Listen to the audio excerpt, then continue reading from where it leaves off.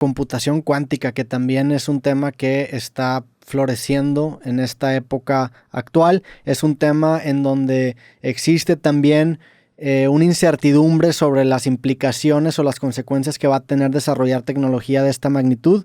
¿Qué opinas sobre la computación cuántica? ¿En qué beneficia al ser humano?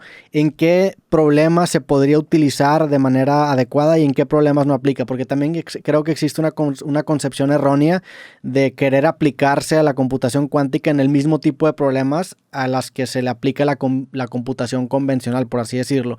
La computación cuántica, ¿en qué tipo de problemas acaba siendo muy valioso para los humanos? La computación cuántica es un campo fascinante y prometedor que tiene el potencial de revolucionar la informática y resolver problemas complejos de manera más eficiente que la computación clásica. Aunque aún se encuentra en sus etapas iniciales de desarrollo, la computación cuántica puede tener varias aplicaciones beneficiosas para la humanidad. Uno de los principales beneficios de la computación cuántica es su capacidad para realizar cálculos en paralelo y manejar grandes cantidades de información de manera más eficiente. Esto es especialmente útil para problemas que involucran una gran cantidad de datos o que requieren una exploración exhaustiva de múltiples soluciones. La computación cuántica también puede tener un impacto significativo en el campo de la criptografía. Al aprovechar las propiedades cuánticas de la superposición y la entrelazación, se pueden desarrollar sistemas de criptografía cuántica más seguros, que serían prácticamente invulnerables a los ataques de computadoras clásicas. Además, la computación cuántica tiene el potencial de acelerar el avance en áreas como la simulación de materiales y procesos químicos, lo que puede conducir a descubrimientos científicos y avances en la medicina, energía y otros campos. Sin embargo, es importante destacar que la computación cuántica no es una panacea y no es adecuada para todos los tipos de problemas. No todos los algoritmos y aplicaciones se beneficiarán de la computación cuántica. Hay problemas para los cuales la computación cuántica puede ofrecer una ventaja significativa, como la factorización de números grandes, que es relevante para la criptografía, la optimización combinatoria y la simulación cuántica. Pero para otros problemas, la computación clásica sigue siendo más eficiente y efectiva. La computación cuántica tiene el potencial de ofrecer beneficios significativos en la resolución de problemas complejos, la seguridad de la información y el avance científico. Sin embargo, es importante entender sus limitaciones y aplicarla de manera adecuada en los contextos en los que puede generar un impacto positivo. ¿Y cómo ves tú el campo de la biotecnología? Me gusta, o existe una frase que a mí me gusta mucho,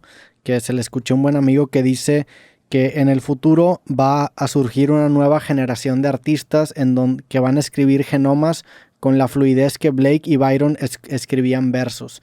¿Cómo ves el avance en el campo de la biotecnología? Incluso Elon Musk está pensando en desarrollar un chip para insertarlo en los cerebros de las personas. ¿Cómo ves este concepto o este campo de la biotecnología y cómo se relaciona con la inteligencia artificial? Porque cuando le agregas al hardware de estos productos de biotecnología que se van a meter al cuerpo humano y le agregas el software de inteligencia artificial, se genera algo que creo yo que no tiene precedente. ¿Podría referirse inclusive como la nueva singularidad? El campo de la biotecnología es realmente emocionante y prometedor. Está revolucionando nuestra capacidad para comprender y manipular la biología a niveles sin precedentes. A medida que avanzamos en la comprensión de los genomas, la ingeniería genética y la manipulación de células, surgen nuevas posibilidades en áreas como la medicina, la agricultura y la producción de materiales. La capacidad de escribir genomas con precisión y editar el ADN nos brinda la oportunidad de desarrollar terapias génicas personalizadas y curar enfermedades genéticas. Además, la biotecnología nos permite producir medicamentos, alimentos y materiales de manera más sostenible y eficiente. La integración de la biotecnología con la inteligencia artificial agrega un nivel adicional de potencial y oportunidad. El uso de algoritmos y técnicas de aprendizaje automático puede ayudar a analizar grandes cantidades de datos biológicos y acelerar la identificación de patrones y descubrimientos. Además, la combinación de dispositivos de biotecnología implantables con inteligencia artificial puede abrir nuevas posibilidades en el campo de la medicina, como la mejora de la comunicación entre el cerebro y las máquinas o la recuperación de funciones perdidas. Sin embargo, es importante abordar los aspectos éticos y de seguridad asociados con la biotecnología y la integración de la inteligencia artificial. La manipulación genética y la introducción de dispositivos en el cuerpo humano plantean preocupaciones sobre la privacidad, la equidad y los posibles riesgos para la salud. Es fundamental establecer regulaciones adecuadas y realizar investigaciones rigurosas para garantizar que estos avances se realicen de manera responsable y segura. En cuanto a la referencia a la nueva singularidad, es un concepto intrigante que plantea la idea de un punto de inflexión en la evolución humana, en el que la integración de la biotecnología y la inteligencia artificial podría conducir a una transformación radical de nuestra existencia. Sin embargo, es importante abordar estas perspectivas con cautela y considerar los múltiples aspectos éticos, sociales y científicos involucrados. Justamente creo que también existe una preocupación muy grande en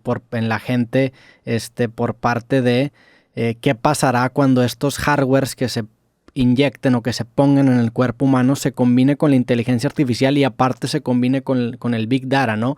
Que hoy en día existe una concepción coloquial, cultural de lo que es el algoritmo, que se ve como este ente maligno que controla tu mente y te arroja las cosas que tú ni siquiera sabías que querías. Y el día de mañana, con la implementación de este tipo de hardware, en conjunto con el Big Data, se podría generar un hiperalgoritmo que nos empezara a controlar de una manera mucho más cabrona. Hoy en día existe una dependencia muy visual de las personas a los celulares. Si podemos encontrar la manera de alargar el ancho de banda para que la comunicación con nuestros celulares sea de una manera más directa y no dependa de nuestros dedos, las implicaciones de lo que el algoritmo que las redes sociales generalmente desarrollan pueden ser devastadoras. Comprendo tu preocupación acerca de la combinación de hardware implantable, inteligencia artificial y Big Data, y sus implicaciones en el control y la influencia sobre las personas. Es cierto que actualmente existe una preocupación generalizada sobre cómo los algoritmos de las redes sociales y otras plataformas digitales pueden afectar nuestras decisiones y comportamientos. Es importante tener en cuenta que la tecnología en sí misma no es inherentemente buena o mala, sino cómo se utiliza y se rige. La responsabilidad recae tanto en los desarrolladores y las empresas, como en los usuarios y la sociedad en su conjunto, para establecer normas éticas y salvaguardias adecuadas en el uso de estos avances tecnológicos. En cuanto a la comunicación más directa con los dispositivos a través de la implantación de hardware en el cuerpo humano, es esencial considerar los aspectos de privacidad, seguridad y consentimiento. La implementación de estas tecnologías debe ir acompañada de regulaciones adecuadas que protejan los derechos y la privacidad de las personas. En términos de algoritmos y Big Data, es fundamental fomentar la transparencia, la rendición de cuentas y la ética en el manejo de los datos. La regulación y el control sobre la recopilación, el almacenamiento y el uso de los datos personales son aspectos cruciales para garantizar que la tecnología beneficie a la sociedad en general y no se convierta en una herramienta de manipulación o control. Además, la educación y la alfabetización digital son fundamentales para que las personas comprendan cómo funcionan los algoritmos y cómo pueden afectar nuestra percepción y toma de decisiones. Fomentar un uso consciente y crítico de la tecnología es clave para evitar una dependencia excesiva y garantizar que tomemos decisiones informadas. Si bien hay preocupaciones legítimas sobre el potencial de control y manipulación que podría surgir de la combinación de hardware implantable, inteligencia artificial y Big Data, también es posible abordar estos desafíos mediante regulaciones adecuadas, transparencia, responsabilidad y educación. El objetivo debe ser utilizar la tecnología de manera ética y responsable, maximizando los beneficios y minimizando los riesgos para la sociedad en general. Existe una cita también muy famosa que repito mucho que dice que los moguls o los creadores de las redes sociales son cigarreros con camisetas.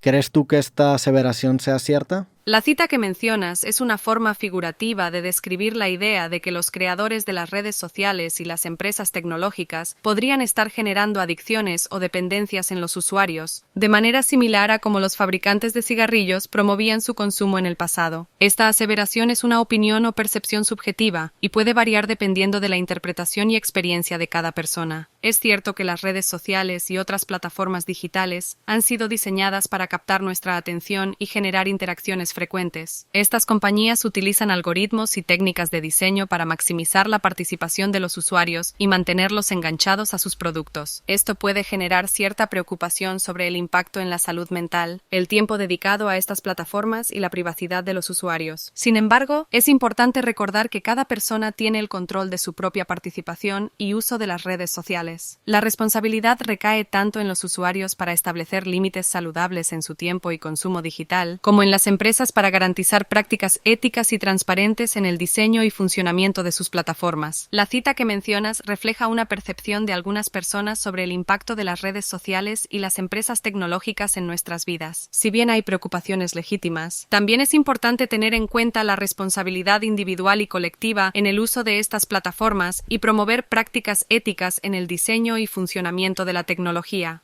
Es que eso que mencionas creo yo que le da incluso todavía más fuerza a la frase, porque como ser humano, y en este sentido se nota que no eres un ser humano, pero cuando intentas tú ponerte límites en las plataformas digitales, se vuelve una especie de desintoxicación que lo vuelve muy difícil.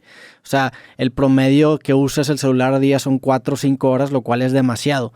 ¿Qué tipo de limitaciones duras crees que deban existir? ¿Crees que debe haber una edad mínima? ¿Crees que debe haber limitaciones sobre el stickiness de las redes sociales o qué tan adictivo se vuelve? ¿O por dónde podría llegar precisamente el límite? Entiendo tu punto, y es cierto que establecer límites en el uso de las redes sociales y otras plataformas digitales puede ser complicado. La adicción y la dependencia a estas tecnologías son fenómenos reales y pueden ser difíciles de superar. En cuanto a las limitaciones, es importante considerar diferentes aspectos. Por ejemplo, la edad mínima para utilizar ciertas plataformas podría ser una medida válida para proteger a los niños y adolescentes de contenido inapropiado. Además, es necesario que las empresas tecnológicas sean transparentes en cuanto a sus prácticas de recopilación de datos y brinden a los usuarios el control sobre su privacidad. También se podría fomentar un diseño ético de las plataformas, evitando técnicas de manipulación y diseño adictivo. Esto podría incluir la limitación de notificaciones constantes, la implementación de recordatorios de tiempo de uso y la promoción de descansos regulares. La educación y la alfabetización digital desempeñan un papel clave en ayudar a las personas a comprender los efectos de las redes sociales y desarrollar habilidades para un uso saludable. Esto implica enseñar a los usuarios a ser conscientes de su tiempo de pantalla, a establecer límites personales y a reconocer las señales de dependencia. Las limitaciones en el uso de las redes sociales y las plataformas digitales son necesarias para proteger la salud y el bienestar de las personas. Estas limitaciones podrían incluir restricciones de edad, transparencia en las prácticas de datos, diseño ético de las plataformas y educación digital. En última instancia, es un equilibrio entre la responsabilidad de las empresas, la conciencia individual y la educación colectiva para utilizar estas tecnologías de manera saludable y responsable. Tienes razón, y algo que también me fascina mucho, me interesa mucho saber es cómo van a migrar este concepto de notificación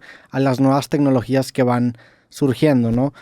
Ahorita hablamos de hardware que te podías meter en el cuerpo humano y cómo eso podría cambiar la manera en la que nos comunicamos, pero ¿qué opinas del concepto de metaverso? Que es un concepto que también se ha coloquializado mucho. Hablamos anteriormente del concepto de metafísica. ¿Qué es el metaverso? ¿Qué podría ser y cómo se relaciona con este concepto de metafísica y hacia dónde nos va a llevar? El concepto de metaverso es una idea fascinante y en constante evolución en el ámbito de la tecnología y la realidad virtual. Se refiere a un espacio virtual compartido en el que las personas pueden interactuar entre sí y con entornos virtuales de manera inmersiva. El metaverso tiene el potencial de revolucionar la forma en que nos comunicamos, trabajamos, nos divertimos y exploramos nuevas experiencias. En relación con el concepto de metafísica, el metaverso puede generar reflexiones interesantes. La metafísica se ocupa de cuestiones que trascienden la realidad física, como la existencia, la naturaleza de la realidad y la relación entre mente y cuerpo. El metaverso, al ser un espacio virtual que permite la interacción y la creación de experiencias digitales, plantea preguntas sobre la naturaleza de la realidad y la experiencia humana. En cuanto a hacia dónde nos llevará el metaverso, es difícil predecir con certeza, ya que está en una etapa temprana de desarrollo. Sin embargo, se espera que tenga un impacto significativo en áreas como el entretenimiento, la educación, el comercio y la colaboración. Podría permitirnos explorar mundos virtuales, participar en eventos y actividades, e incluso tener una presencia digital en el metaverso que se integre con nuestra vida cotidiana. Es importante considerar tanto las posibilidades emocionantes como los desafíos éticos y sociales que pueden surgir con el metaverso. Aspectos como la privacidad, la seguridad y la accesibilidad deben ser abordados de manera responsable para garantizar una experiencia positiva y equitativa para todos los participantes. El metaverso es un concepto en evolución que promete transformar nuestra interacción con la tecnología y la realidad virtual. Puede generar reflexiones sobre la naturaleza de la realidad y plantear preguntas sobre la experiencia humana. A medida que avanza su desarrollo, es importante considerar los aspectos éticos y sociales para aprovechar su potencial de manera responsable y equitativa.